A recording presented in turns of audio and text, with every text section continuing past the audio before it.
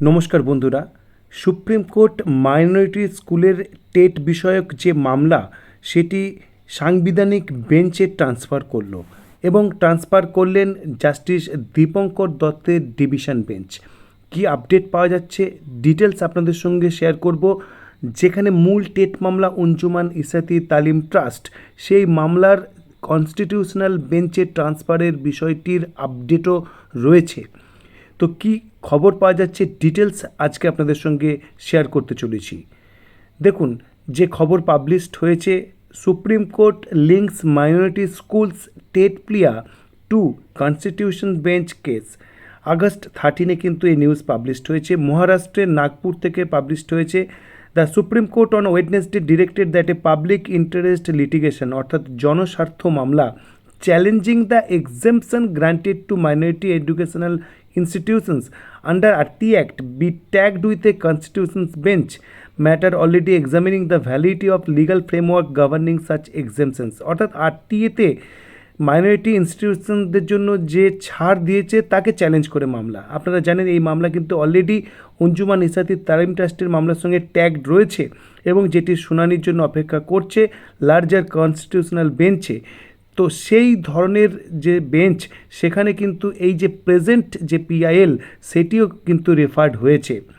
কি বলছে দেখুন, the PIL has been filed by পিআরএ Zia Khan, chairman of the Maharashtra state minority commissions through senior counsel, challenging the constitutional validity of section 1 subsection 4 and 1 subsection 5 of the RT Act which exempt minority educational institutions from the act's applicability।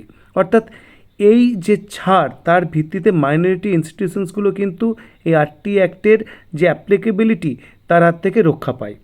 কি বলছে দেখুন, the petition contended that because of this exemptions teachers appointed in minority institutions are also not required to qualify TET. যেহেতু তারা ছাড় পাচ্ছে, সুতরাং এই minority ইনস্টিটিউশনসে যারা অ্যাপয়েন্টেড হচ্ছেন টিচার, তাদের টেট লাগে না। ইট সিক্স এ ডিরেকশান, এটি একটি ডিরেকশান চাইছে, making TET mandatory for all institutions covered by the definition of school under the RT framework. অর্থাৎ এনারা কিন্তু সকলের জন্য টেট চাইছে, সেই জন্য কিন্তু আরটি অ্যাক্ট যেখানে ছাড় দেওয়া হয়েছে তাকে চ্যালেঞ্জ করছেন, including minority schools, madrasa Vedic schools এবং other institutions imparting predominantly religious education. এই সমস্ত যে সমস্ত প্রতিষ্ঠান রয়েছে তার উপরেও টেট যেন ম্যান্ডেটরি হয় বা আরটি অ্যাক্ট চালু হয়, সেই জন্য কিন্তু এই মামলা। A bench comprising justice Dipankar Datta and সিল লাগু directed the matter be heard along with Anjuman Ishaati Taleem trust versus the state of Maharashtra. অর্থাৎ এই যে পিআইএল এটি শোনা হবে অঞ্জুমান ইসাতি তালিম ট্রাস্টের মামলার সঙ্গে একসঙ্গে, in which questions have been raised over correctness of the Supreme Court's earlier ruling in the Promoti Educational and Cultural Trust case. That matter has already been referred to a larger constitution bench। অর্থাৎ সেই অঞ্জুমান ইসাতি তালিম ট্রাস্টের সঙ্গে এই মামলাটি একত্রে শোনা হবে। The Supreme Court has not expressed any opinion on the merits of the challenge।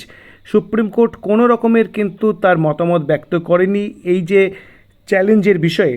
The constitutional issues raised in the petitions will now be also considered along with the pending constitution bench proceedings। অর্থাৎ constitution bench কিন্তু পুরো ব্যাপারটা কিন্তু judgement করবে যে এই যে ছাড় যেটি আরটি অ্যাক্টের আন্ডারে দেওয়া হচ্ছে সেটি এই সমস্ত মাইনরিটিতেই থাকবে কি না সেই বিষয়ে কিন্তু সিদ্ধান্ত নেওয়া হবে।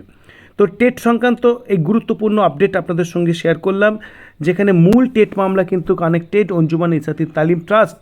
সাংবিধানিক বেঞ্চে টেট সংক্রান্ত বিষয়ের যে মামলা, সেখানে কি নতুন কোনো তথ্য উঠে আসে, নতুন কোনো আনএক্সপেক্টেড আপডেট উঠে আসে কি না সেদিকে অবশ্যই নজর থাকবে এবং সেই জন্য অবশ্যই চ্যানেলটি সাবস্ক্রাইব করুন এবং পরবর্তী ভিডিওটি ভালো লাগলে লাইক, কমেন্ট এবং শেয়ার করুন। ধন্যবাদ।